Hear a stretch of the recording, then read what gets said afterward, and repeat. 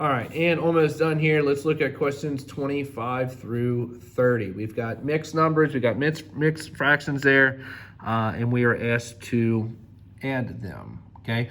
So I'm going to ignore the whole numbers for a minute here. I'm just going to look at the fractions. I've got 5/7 plus 1/2.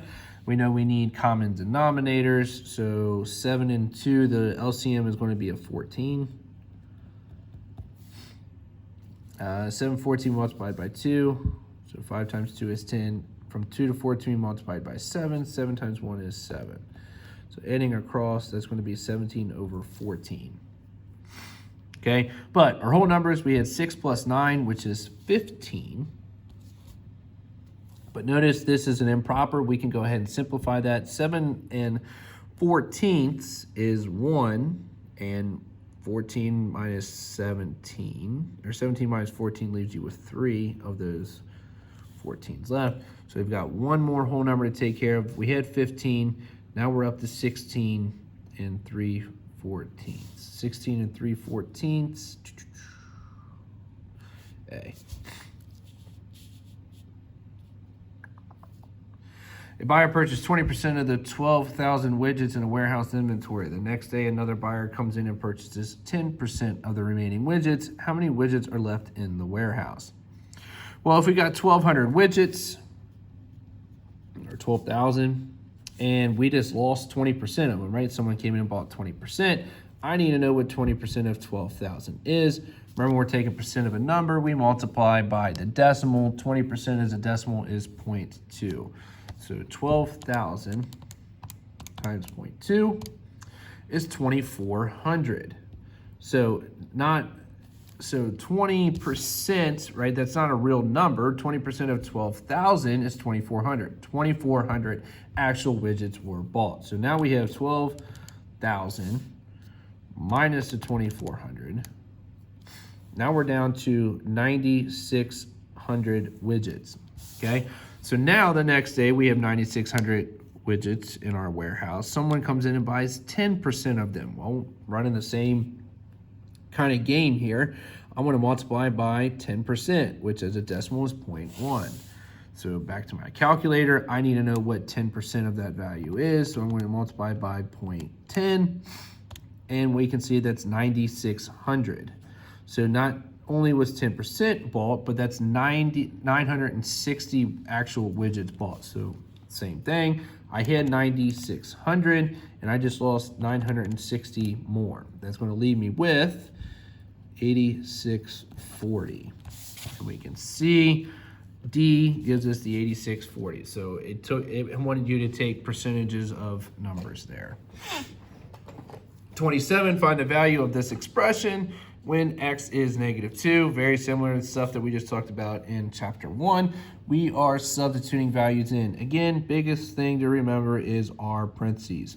Okay, if we don't put that negative parentheses, you will get it wrong.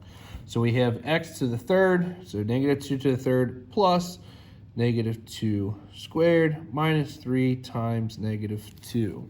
Okay, if you can cube and square in your head, awesome, cool, good for you. Remember, signs are really an issue here, so really pay attention to if you're trying to do that in your head. I would advise against it.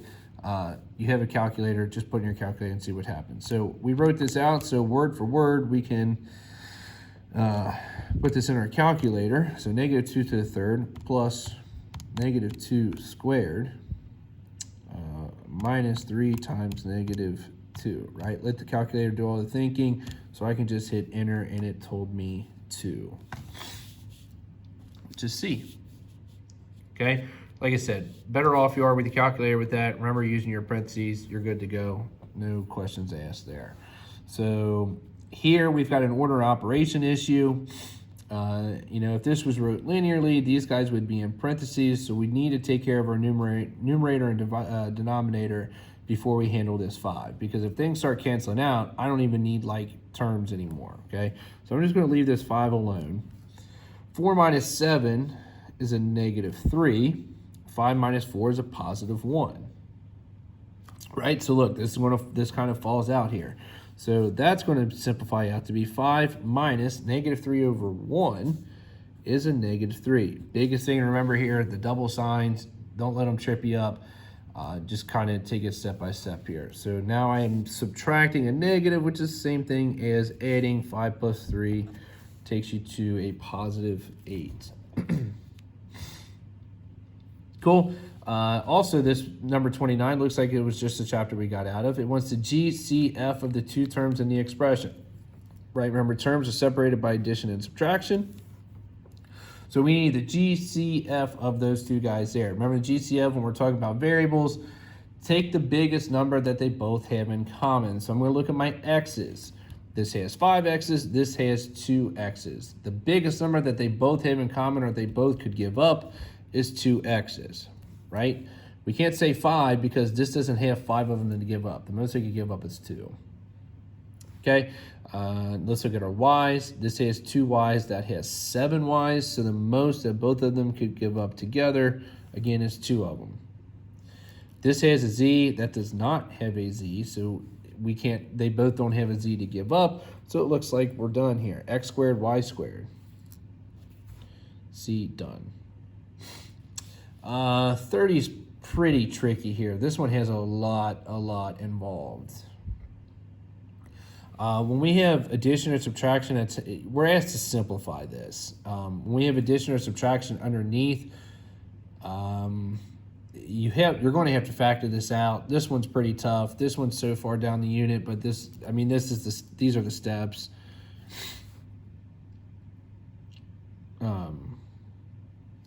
So let's find a GCF of x to the 16th and 16x to the 8th.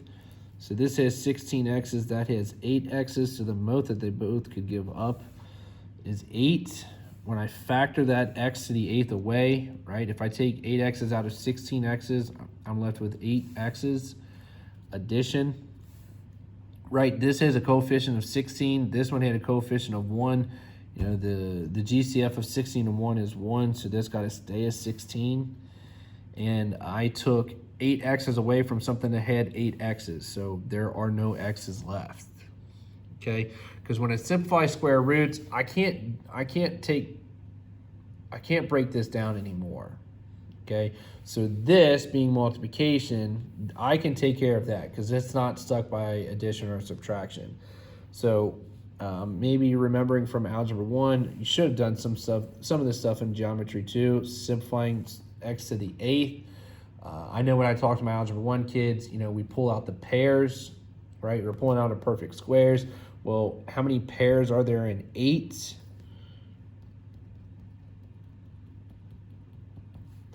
1, 2, 3. There are 4 pairs in 8, right? 8 divided by 2 is 4.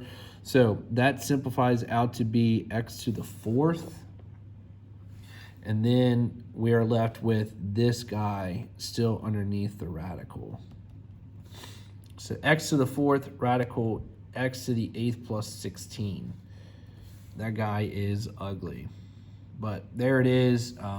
You know, I think we're ways away from really kind of practicing that a little bit. If you got it, awesome. If you didn't understand that one, that's okay. That one's a little bit later.